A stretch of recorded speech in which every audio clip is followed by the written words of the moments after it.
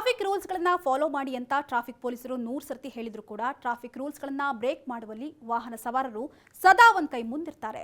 ಇದರ ಪರಿಣಾಮದಿಂದಾಗಿ ಆಕ್ಸಿಡೆಂಟ್ ಪ್ರಕರಣಗಳು ಹೆಚ್ಚಾಗ್ತಾ ಇವೆ. ಹೀಗಾಗಿ ಈ ಆಕ್ಸಿಡೆಂಟ್ ಪ್ರಕರಣಗಳನ್ನು ಕಡಿಮೆ ಮಾಡುವಂತಹ ಸಲುವಾಗಿ ಕೇಂದ್ರ ಸರ್ಕಾರ ಟ್ರಾಫಿಕ್ ಉಲ್ಲಂಘನೆಯ ದಂಡವನ್ನು 10% ಅಷ್ಟು ಹೆಚ್ಚಳ ಮಾಡಿದ್ದು ಈ ನಿಯಮ ಏಪ್ರಿಲ್ 1ರಿಂದ ಜಾರಿಗೊಳ್ತಾ ಇದೆಯಂತೆ. ಹೌದು, ಈ ಹಿಂದೆ ಮೊದಲು ಡ್ರಿಂಕ್ ಅಂಡ್ ಡ್ರೈವ್ಗೆ 1000 ರೂಪಾಯಿಂದ 1500 ವರೆಗೂ ಕೂಡ ದಂಡವನ್ನು ವಿಧಿಸಲಾಗ್ತಾ ಇತ್ತು.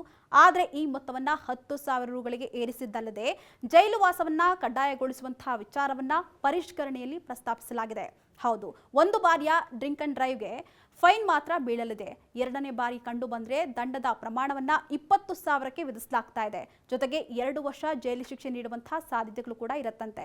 ಇನ್ನು ಹೆಲ್ಮೆಟ್ ಇಲ್ಲದೆ ದ್ವಿಚಕ್ರ ವಾಹನಗಳನ್ನ ಓಡಿಸ್ತಾ ಇದ್ರೆ 1,000 ದಂಡ ಹಾಗೂ 3 ತಿಂಗಳವರೆಗೆ ಲೈಸೆನ್ಸ್ ಅನ್ನ ಅಮಾನತುಗೊಳಿಸಲಾಗ್ತಾ ಇದೆ. ಇನ್ನು ವಾಹನ ಚಲಾಯಿಸುತ್ತಾ ಮೊಬೈಲ್ ಫೋನ್ ಅನ್ನ ಬಳಸ್ತಾ ಇದ್ರೆ ಅವರಿಗೆ ಮೊದಲ ಬಾರಿನ ತಪ್ಪಿಗೆ 1,000 ರೂಪಾಯಿ, ಆ ನಂತರ ತಪ್ಪುಗಳಿಗೆ 5,000 ದಂಡವನ್ನ ವಿಧಿಸಲಾಗ್ತಾ ಇದೆ. ಇನ್ನು ಕಾರಿನಲ್ಲಿ ಸೀಟ್ ಬೆಲ್ಟ್ ಹಾಕದಿದ್ರೆ 1,000 ರೂಪಾಯಿ ದಂಡವನ್ನ ಬೀಳಲಿದೆಯಂತೆ. ಅಲ್ಲದೆ ವಾಹನಗಳಿಗೆ ಸಂಬಂಧಿಸಿದಂತಹ ಅಧಿಕೃತ ದಾಖಲೆಗಳನ್ನು ಇಟ್ಟುಕೊಳ್ಳದೆ ಇದ್ದಲ್ಲಿ 5,000 ದಂಡವನ್ನ ಬೀಳಲಿದೆಯಂತೆ.